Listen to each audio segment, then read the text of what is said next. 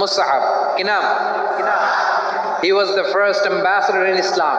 ইসলামের প্রথম ডিপ্লোম্যাট, প্রথম কূটনৈতিক, ইসলামের প্রথম কূটনৈতিক, ইসলামের প্রথম ডিপ্লোম্যাট, প্রথম অ্যাম্বাসেডর মুসআব ইবনে উমাইর।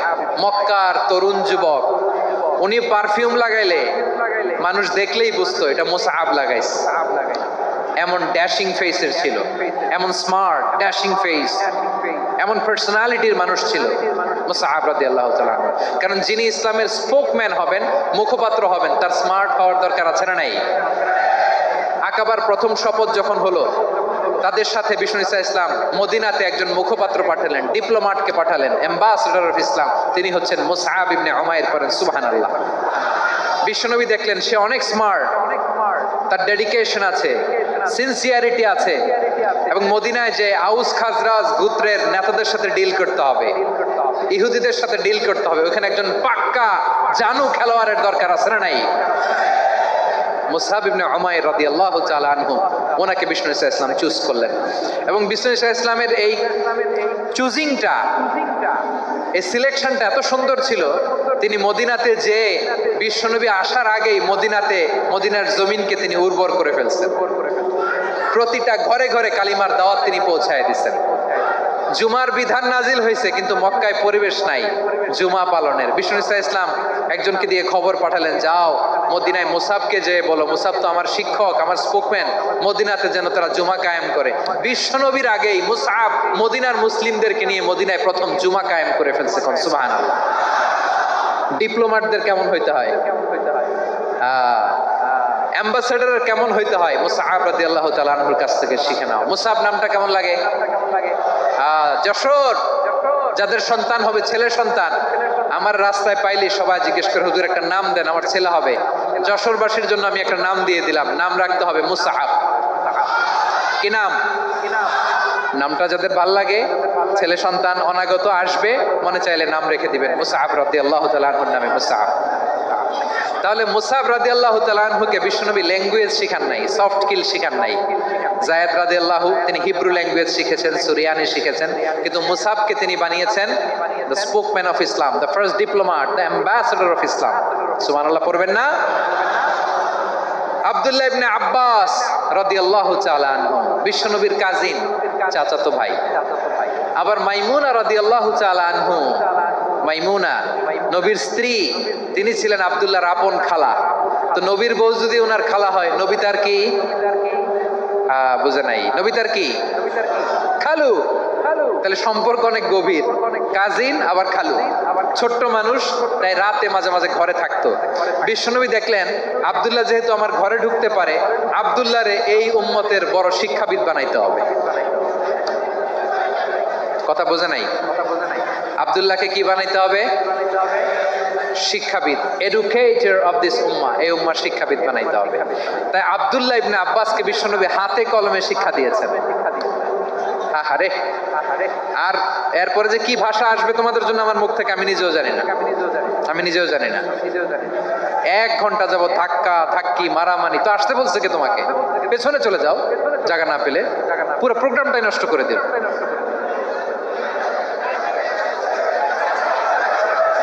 জি, আমার দিকে তাকান, আমি শেষ করে দিচ্ছি। হবে না, ইন্টেলেকচুয়াল আলোচনা এখানে হবে না, আমি বুঝতে পারছি, আমি শেষ করে দিচ্ছি। আব্দুল্লাহ ইবনে আব্বাস রাদিয়াল্লাহু তাআলা আনহু, মনোযোগ দিয়ে কয়েকটা মিনিট শুনুন, আমি এখনই শেষ করে দিচ্ছি, এরপর আওয়াজ করবে। এই যে এগুলো কি আমি বুঝলাম না। আমি বললাম না সব করা যাবে, বসে যাও, শুয়ে যাও, চলে যাও, আওয়াজ করা যাবে না। অন্যকে বসো এটাও বলার দরকার নেই, জাস্ট এদিকে তাকাও। আল্লাহ। আব্দুল্লাহ ইবনে আব্বাস রাদিয়াল্লাহু তাআলা আনহু, ওনাকে বিশ্বনবী হাতে কলমে শিক্ষা দিয়েছেন, যেহেতু উম্মতের শিক্ষাবিদ হবেন, এডুকেটর হবেন। তো বিশ্বনবী রাতে যখন তাহাজ্জুদ পড়তেন, ছোট্ট আব্দুল্লাহ ঘরে থাকতো, বুঝতে পেরেছেন? ছোট্ট মানুষ তো ঘরে থাকতো। তো বিশ্বনবী তাহাজ্জুদের জন্য একবার দাঁড়িয়েছেন, ছোট্ট আব্দুল্লাহ ওযু করে দাঁড়াইছে। আচ্ছা বলেন তো, ইমাম আর মুসল্লি মোট যদি 2 জন হয়, একজন ইমাম একজন মুসল্লি, তো মুসল্লি ইমামের কোন দিকে দাঁড়াবে? ডানে দাঁড়াবে। ছোট্ট আব্দুল্লাহ বোঝে নাই, বিষ্ণুনবী তাহাজ্জুদ শুরু করেছেন, উনি একতেদা করছেন আর দাঁড়াইছেন বায়ে। কোথায় দাঁড়িয়েছেন? আব্দুল্লাহ বলেন, যখন আমি বায়ে দাঁড়ালাম, আখাযা রাসূলুল্লাহ সাল্লাল্লাহু আলাইহি ওয়াসাল্লাম উযুনি আল ইউমনা ইয়াফতিলুহা, বিশ্বনবী নামাজরত অবস্থায় আমার কান ধরে টেনে আমার ডান দিকে এনে দাঁড় করায় দিলেন। পড়েন সুবহানাল্লাহ। দেখেন, হাতে কলমে শিক্ষা। আর জীবনে ভুল হবে? কথা কয় না, আর ভুল হবে? আর ভুল হবে না। এভাবে বিশ্বনবীর অনেক সঙ্গ পেয়েছেন, সফর করেছেন, একই বাহনে বসেছেন, এক বাহনে বসে লম্বা নাসিহত করেছেন, বলেছেন, ইয়া গোলাম ইহফাজিল্লাহ ইয়াহফাজকা, ইহফাজিল্লাহ তাজিদহু তুজাহাক, ইযা সাআলতা ফাসআলিল্লাহ ওয়া ইযা ইসতাআনতা ফাসতাইন বিল্লাহ। আল্লাহর বিধান মানো, আল্লাহর বিধান রক্ষা করো, আল্লাহ তোমায় রক্ষা করবে। আব্দুল্লাহ, চাইতে হলে আল্লাহর কাছে চাও, সাহায্য চাইতে হলে আল্লাহর কাছে সাহায্য চাও। মনে রাখো, গোটা বিশ্বের সবাই যদি তোমার সাহায্য করতে চায়, ততটুকুই করতে পারবে যতটুকু আল্লাহ তোমার নসিবে রেখেছে। গোটা বিশ্ব যদি তোমার বিরুদ্ধে ষড়যন্ত্রে দাঁড়িয়ে যায়, ক্ষতি ততটুকু করতে পারবে যতটুকু তোমার জন্য বরাদ্দ আছে, এর বাইরে কিছু করতে পারবে না। আওয়াজ করে বলেন ঠিক কিনা? এভাবে হাতে কলমে শিখিয়েছেন, বিশ্বনবীর সঙ্গ পেয়েছেন। ওনাকে বিষ্ণু ইসলাম শিক্ষাবিদ, এডুকেটর অফ দিস উম্মাহ হিসেবে সিলেক্ট করেছেন, হাতে কলমে শিখিয়েছেন। বিশ্বনবী একবার প্রকৃতির ডাকে সাড়া দিয়ে এসেছেন। এখন কি করতে হবে? নামাজের জন্য ওযু করতে হবে। বিশ্বনবী এসেই দেখেন ওযুর বদনায় পানি ভরা, খুশি হয়ে গেলেন, বললেন, কে রেখেছে পানি? একজন বলল, আব্দুল্লাহ রেখেছে। বিশ্বনবী অত্যন্ত খুশি হলেন, খুশি হয়ে একটা দোয়া করলেন, বললেন, আল্লাহুম্মা ফাক্কিহু ফিদ্দীন ওয়া আল্লিমহু তা'ওয়ীল। আল্লাহ, তুমি আব্দুল্লাহকে দ্বীনের বুঝ দিও আর কোরআনের তাফসীর শিক্ষা দিও। বিশ্বনবীর এই দোয়া এমন লাগছে, উনি রাইসুল মুফাসসিরিন, এই পৃথিবীতে যত মুফাসসির ছিল, যত মুফাসসির আসবে, সকল মুফাসসিরের সম্রাট হিসেবে স্বীকৃত হয়েছেন আব্দুল্লাহ ইবনে আব্বাস। বিশ্বনবী ওনারে আজান শিখান নাই, বিশ্বনবী ওনারে ল্যাঙ্গুয়েজ শিখান নাই, বিশ্বনবী ওনারে অ্যাম্বাসাডর বানান নাই, হাতে কলমে শিক্ষা দিয়েছেন। ছোট্ট মানুষ, বিশ্বনবী ইন্তেকাল করলেন, আবু বকরের সময় গেল, ওমরে ফারুকের খেলাফত, তখনও তিনি তরুণ। ওমরে ফারুক রাদিয়াল্লাহু তাআলা আনহু ওনার ক্যাবিনেট মিনিস্ট্রির বৈঠকে এই আব্দুল্লাহ ইবনে আব্বাসকে পাশ দিয়ে বসায় রাখতেন। বয়স্ক সাহাবারা এটা পছন্দ করতো না, তারা বলতো, ঘটনা কি? আব্দুল্লাহর মতো ছেলে নাতি আমাদের আছে, এরা কেন রাখে ওমরে ফারুক? ওমরে ফারুক এটা টের পেলেন, তিনি বুঝতে পারলেন যে ক্যাবিনেট মেম্বাররা এটা পছন্দ করে না, ছোট্ট আব্দুল্লাহরে কেন রাখি, কেন যে রাখি, এটা একদিন বুঝাবো। একদিন মিটিং এ তিনি সবাইকে বললেন, ইযা জাআ নাসরুল্লাহি ওয়াল ফাতহ। এই আয়াত দ্বারা উদ্দেশ্য কি বলেন তো মুরব্বী সাহাবীরা?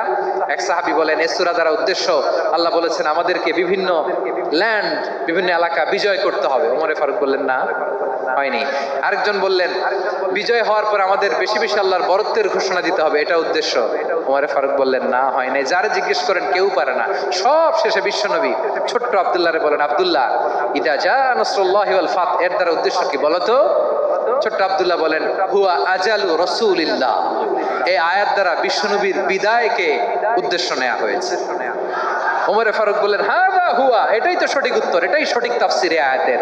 কারণ ইদা জা নাসরুল্লাহি ওয়াল ফাতহ, যখন আল্লাহর সাহায্য আর বিজয় আসবে, ওয়া রাআইতান নাসা ইয়াদখুলুনা ফি দীনিল্লাহি আফওয়াজা, আপনি দেখবেন দলে দলে, ঢলে ঢলে, বানের পানির মতো মানুষ ইসলামের দিকে ঢুকতেছে, ইসলামের বিজয় হয়েছে। তো ইসলামের বিজয়ের মিশন নিয়ে নবী আসছে, বিজয়ী যখন হয়ে গেছে, এখন তো নবীর বিদায় হবে। জোরে বলেন ঠিক কিনা? কোন সাহাবী এই সূক্ষ্ম কথাটা ধরতে পারে নাই, ওই আব্দুল্লাহ ছাড়া। আব্দুল্লাহ যখন উত্তর দিছে, সব সাহাবীদের টনক নড়েছে। এরপর থেকে কোনো ক্যাবিনেট মিটিং এ আর কোন সাহাবারা কোনো প্রশ্ন করে নাই। আওয়াজ করে পড়েন সুবহানাল্লাহ। বিশ্বনবী আব্দুল্লাহ ইবনে আব্বাসকে দ্য এডুকেটর অফ দ্য উম্মাহ, উম্মার শিক্ষাবিদ হিসেবে গ্রহণ করেছেন। আওয়াজ করে পড়তে হবে আল্লাহু আকবার। সাহাবীদের নামগুলো মনে থাকবে? এক নম্বরে আবু মাহজুরা, মুয়াজ্জিন বানাইছেন। যায়েদ ইবনে সাবিত, দোভাষী, ট্রান্সলেটর অফ প্রফেট, এবং তিনি ছিলেন বিশ্বনবীর ব্যক্তিগত সচিব। Musab ibn Umair, the first ambassador and diplomat of Islam. Abdullah ibn Abbas, এই উম্মার সবচেয়ে বড় এডুকেটর, শিক্ষাবিদ। আরেকজন ছিল আব্দুল্লাহ ইবনে মাসউদ রাদিয়াল্লাহু তাআলা। দুই আব্দুল্লাহ, আব্বাস গেল, আরেকজন হচ্ছে মাসউদ। মক্কার তরুণ, ছাগল পালতো মুশরিকের, বিশ্বনবী আর আবু বকর রাদিয়াল্লাহু তাআলা আনহু একবার গেলেন, যে দেখে এই তরুণ দাঁড়ায় আছে। বিশ্বনবী বলেন, আমি খুব ক্ষুধার্ত, তোমার কাছে কি দুধ আছে ছাগলের? আব্দুল্লাহ ইবনে মাসউদ বলে, আছে। ওয়ালাকিন আনা মুতামান, কিন্তু যে দুধ আছে এটা আমানতের, আমি দিতে পারবো না। বিশ্বনবী এইটা শুনেই তার টার্গেট করে ফেলছে। আনা মুতামান, দুধ আছে কিন্তু এটা আমার মালিকের, আমি তো দরদ দেখাই আমার মালিকের দুধ আপনি পথিক, আপনারে দিতে পারি না। বিশ্বনবী টার্গেট করে ফেলছেন, এরে আমার কাজে লাগাইতে হবে। বিশ্বনবী বললেন, আচ্ছা ঠিক আছে, দুধ দিও না, কিন্তু এমন ছাগি আছে কিনা যেই ছাগির সাথে কোনো ছাগলের মিলন হয় নাই, তার ওলানে দুধও আসে নাই, বাচ্চাও নাই, এরকম ছাগির থেকে যদি আমি দুধ খাই তাহলে তো সমস্যা নাই।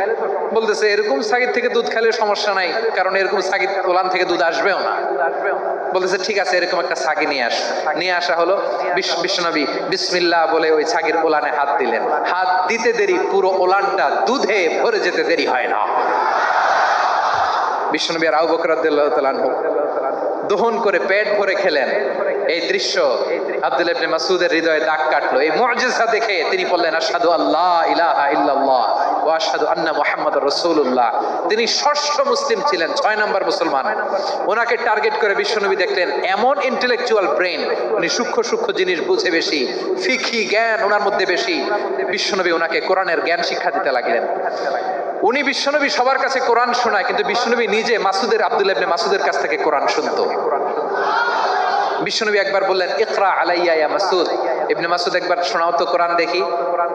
আব্দুল্লাহ ইবনে মাসউদ বলে, আকরাউ আলাইকা ওয়া আলাইকা উনজিল। নবী, আপনার উপর কোরআন নাজিল হয় আর আমি আপনার সামনে কোরআন পড়বো? বিশ্বনবী বললেন, ইন্নী উহিব্বু আন আসমাআহু মিন গায়রি। আমি নিজে পড়তে যেমনি ভালোবাসি, অন্যে পড়ুক আমি শুনবো, এটাও আমি ভালোবাসি। সূরা নিসা তিনি তেলাওয়াত করে শুনিয়েছেন। এমন সূক্ষ্ম সূক্ষ্ম বিষয় বিশ্বনবী ওনাকে ধরিয়ে দিয়েছেন। উনি হয়ে গিয়েছেন আব্দুল্লাহ ইবনে আব্বাস, হয়েছেন রাইসুল মুফাসসিরিন, উনি হয়ে গিয়েছেন ফাকিহুল উম্মাহ। ওনার চাইতে বড় ফকিহ এই পৃথিবী আর দেখবে না। চিল্লায় বলেন সুবহানাল্লাহ। উনি বলতেন, ওয়াল্লাহি ওয়াল্লাহি ইল্লাযী লা ইলাহা গায়রু মা উনজিলাত সূরাতুন মা উনজিলাত সূরাতুন ইল্লা ওয়া আনা আ'লামু আইনা উনজিলাত ওয়া ফীমা উনজিলাত।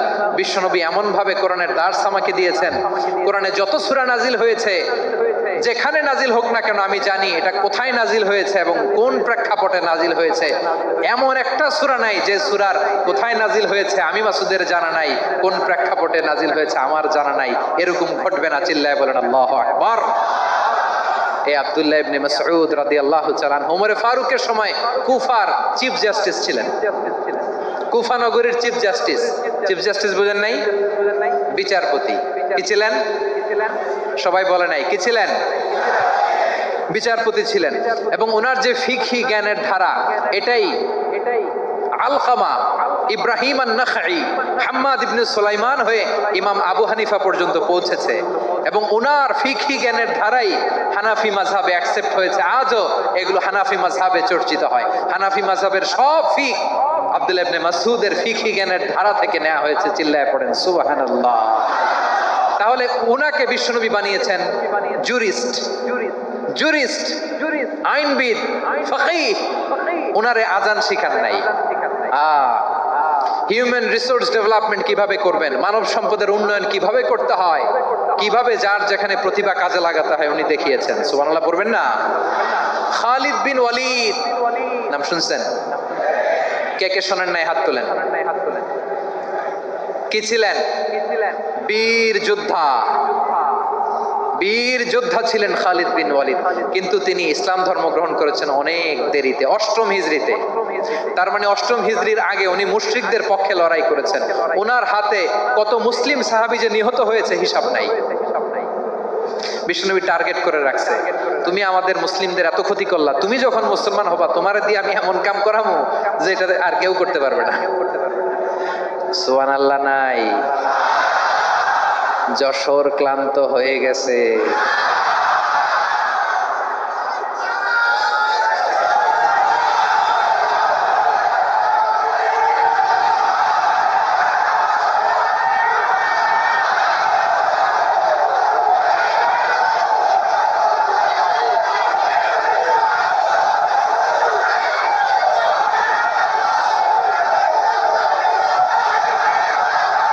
মাশাআল্লাহ, বসুন।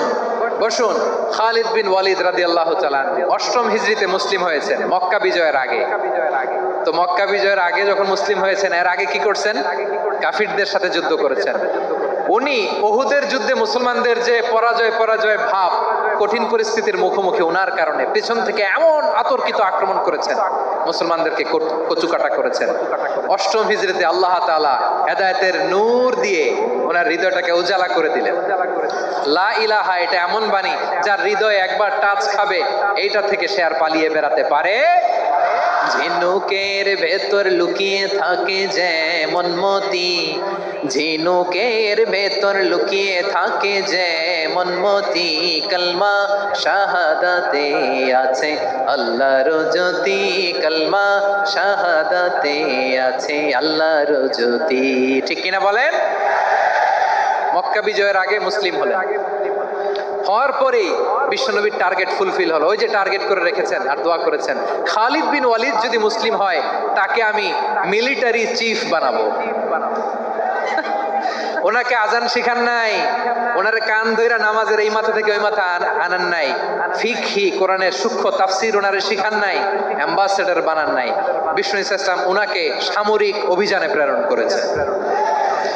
সামরিক অভিযানে তিনি প্রেরণ করেছেন। ওনার জীবদ্দশায় ওনার নেতৃত্বে যতগুলো যুদ্ধ হয়েছে, একটা যুদ্ধেও তিনি পরাজয় বরণ করেন নাই। ওমরে ফারুকের সময়কালে তিনি চিফ অফ মুসলিম মিলিটারি, মানে মুসলিম সেনাপতি হয়েছেন। যশোর আওয়াজ করো, ঠিক কিনা বলো? সেনাপতি, মুসলিম সেনাপতি। তাহলে কিভাবে হিউম্যান রিসোর্স ব্যবহার করতে হয় গোটা বিশ্ব আমার নবীর কাছ থেকে শিখে নাও। খালিদ বিন ওয়ালিদ, ওনাকে বিশ্বনবী একটা উপাধি দিয়েছেন।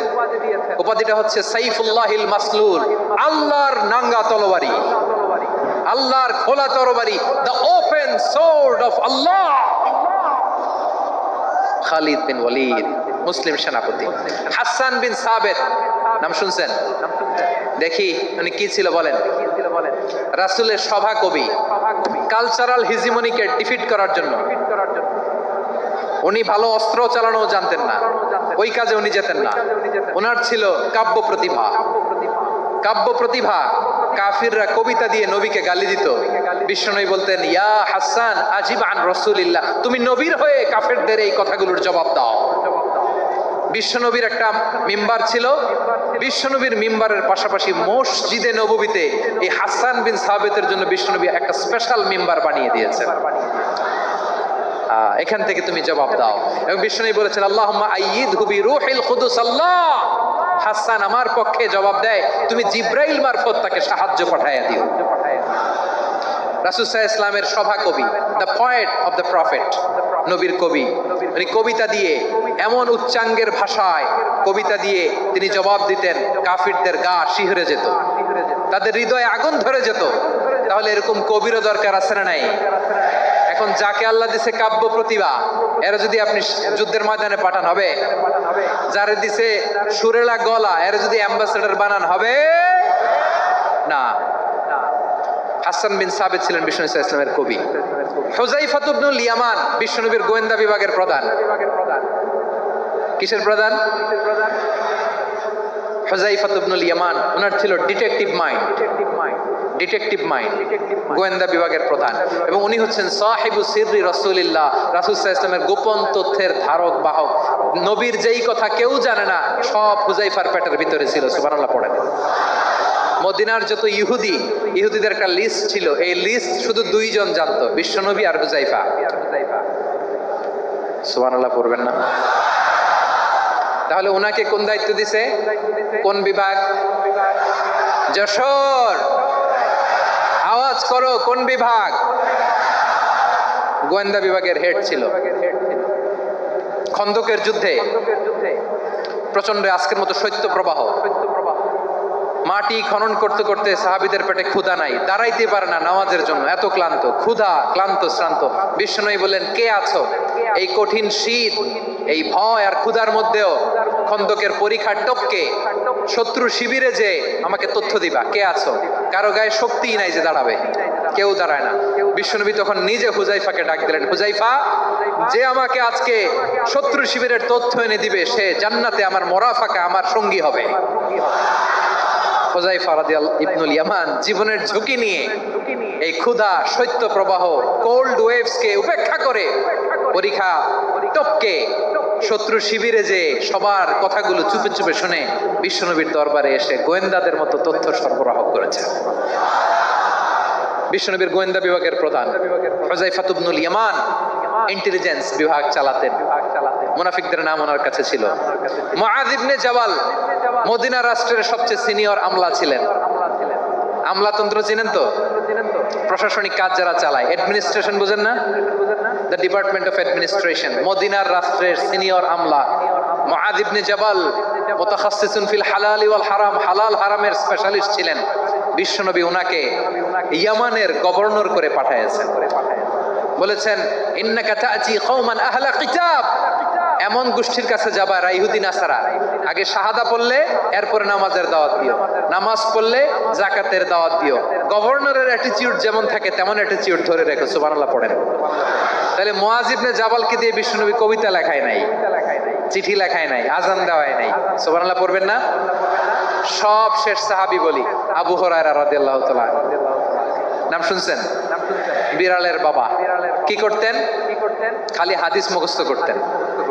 উনি বলতেন, আলজামু রাসূলুল্লাহ আলা মিল ইবাতনি, আমার শুধু পেটের ক্ষুধার বন্দোবস্ত হইলে আমি নবীর সঙ্গ ছাড়তাম না। আমার আনসার সাহাবারা ক্ষেত খামারের কাজ করত, আমার মুহাজির সাহাবারা ব্যবসা করত, আর আমি নবীর সাথে সাথে থাকতাম। শুধু সকাল বিকাল দুই বেলা যদি আমার খাবারের বন্দোবস্ত হয় আমি আর নবীর লক ছাড়ি না। সুবহানাল্লাহ কইবেন না? 5374টা হাদিস তিনি বর্ণনা করেছেন। সবচেয়ে বেশি হাদিস বর্ণনাকারী সাহাবী। হাদিস প্রিজার্ভেশনের কাজে বিশ্বনবী ওনাকে কাজে লাগিয়েছেন। উনি একদিন বলেন, ইয়া রাসূলুল্লাহ আসমাউ মিনকা কাসীরান ফালা আহফাজু, নবী অনেক কথা শুনি আমার মনে থাকে না। বিষ্ণু বললেন, তাই? উবসুত রিদাক, তোমার চাদরটা বিছাও। আবু হুরায়রা বিছালেন, বিশ্বনবী হাত বুলায় দিলেন, এরপরে অনেক হাদিস বর্ণনা করলেন। আবু হুরায়রা বলে, তারপর থেকে বিশ্বনবী যাই বর্ণনা করে আমি শুনি আর একটাও বলি না। এখন সুবহানাল্লাহ। বিশ্বনবী ওনাকে হাদিস প্রিজার্ভেশন, নবীর এই যে লক্ষ্য হাদিস প্রিজার্ভেশনের এই দায়িত্ব দিয়েছেন সাইয়েদনা আবু হুরায়রা রাদিয়াল্লাহু তাআলা আনহুকে। প্রিয় ভাইরা, তাহলে 10 জন সাহাবীর কথা যে বললাম, আপনারা কি খেয়াল করেছেন কত বড় ট্যালেন্ট হান্টার, চৌকস ট্যালেন্ট হান্টার ছিল আমার নবী। এক একজনের এক এক ট্যালেন্ট, এক এক কাজে অ্যাসাইন করেছেন, এক একজনকে এক এক দায়িত্ব দিয়েছেন, এক একজনের প্রতিভাকে এক একভাবে বিকশিত হওয়ার সুযোগ দিয়েছেন। আওয়াজ করে বলেন ঠিক কি না? এখন আমার পর্দার আড়ালে আমার মায়েরা বলবে, এতগুলো পুরুষ সাহাবীর কথা বললো, নারী সাহাবীরা কি কিছু করে নাই? হ্যাঁ, একজন নারী সাহাবীর কথা বলে মোনাজাত হবে, দোয়া ছাড়া কেউ যাব না। রুফাইদা আল আসলামিয়া রাদিয়াল্লাহু তাআলা আনহা, ওনার বাবার নাম সাআদ আল আসলামি। বিশ্বনবী কি খেয়াল করলেন দেখেন, সাআদ ছিল মদিনার বড় ডাক্তার। এই নারী সাহাবী রুফাইদা বাবার কাছ থেকে চিকিৎসা বিদ্যা শিখেছেন। যখন শিখছে বিশ্বনবী দেখলেন, আমার তো প্রতি সপ্তাহে সপ্তাহে যুদ্ধে আহত সাহাবীদের সেবা দিবে কে? বিশ্বনবী রুফাইদাকে বললেন, রুফাইদা তুমি মসজিদে নববীর পাশে একটা মেডিকেল ক্যাম্প করো।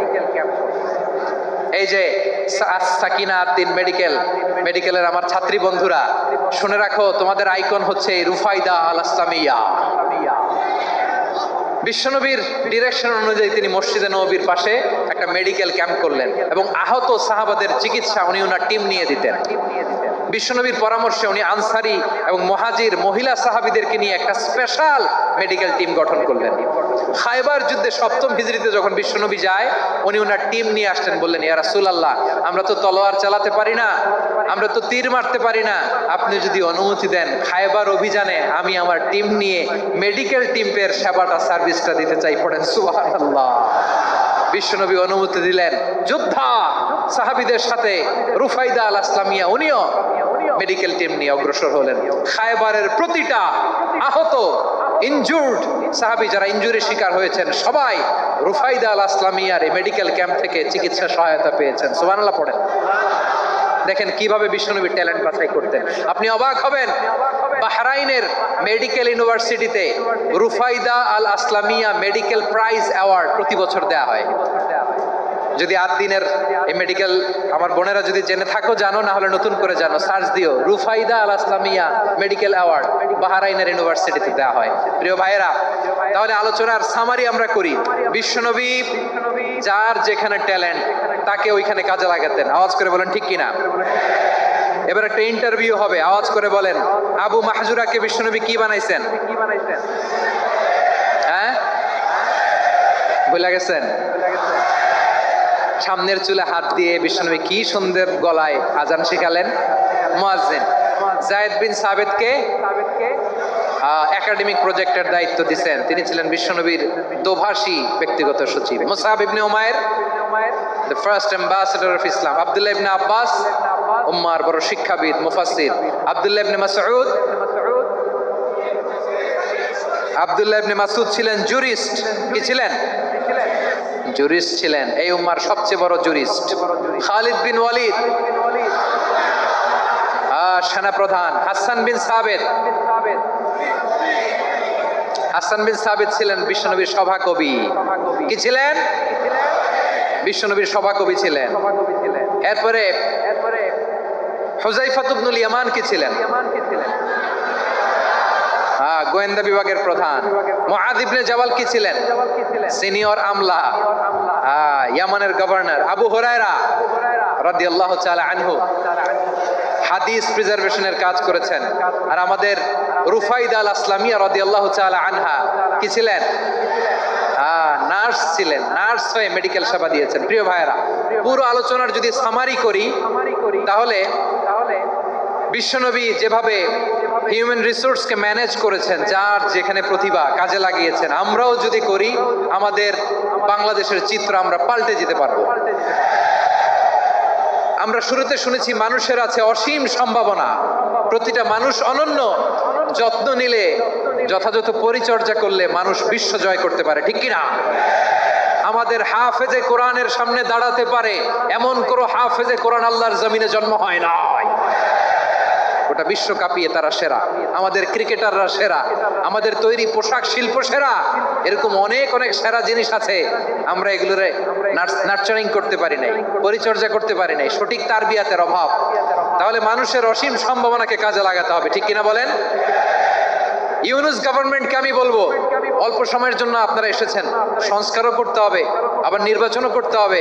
সব সংস্কার হতে করতে পারবেন না, যতটুকু পারবেন এর মধ্যে আমাদের যে হিউজ ম্যান পাওয়ার, আমাদের যে মানব সম্পদ, হিউম্যান রিসোর্স, এটাকে ডেভেলপ করে আপনাদের যেতে হবে। যেটা পারবেন না সেটাকে পরবর্তী নির্বাচিত গভর্নমেন্টের কাছে রেখে যেতে হবে, যে তারা যেন করে, তাদের কাছে আপনারা এটা রেখে যাবেন। তাহলে মানুষ চাইলে বিশ্ব জয় করতে পারে, আর মানুষকে হারাতে পারে কেউ? জোরে বলো যশোর, মানুষকে হারাতে পারে কেউ? আল্লাহ আমাদেরকে জনসংখ্যা দিয়েছেন প্রিয় ভাইয়েরা, এই জনসংখ্যা অনেক বড় সম্পদ, এটা আমাদের জন্য অভিশাপ নয়, আশীর্বাদ।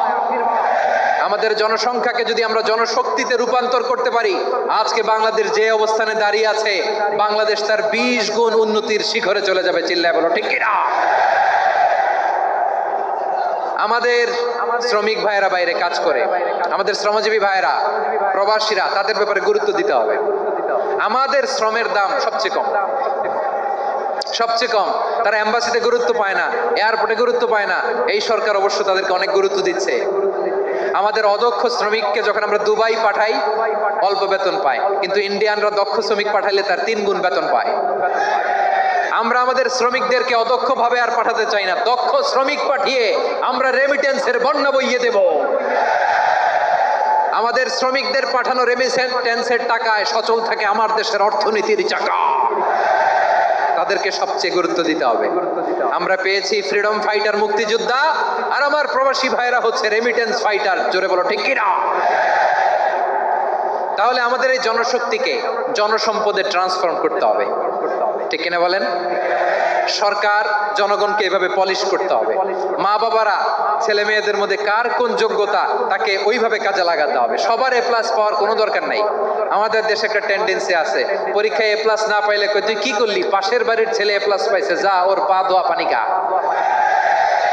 কি খা?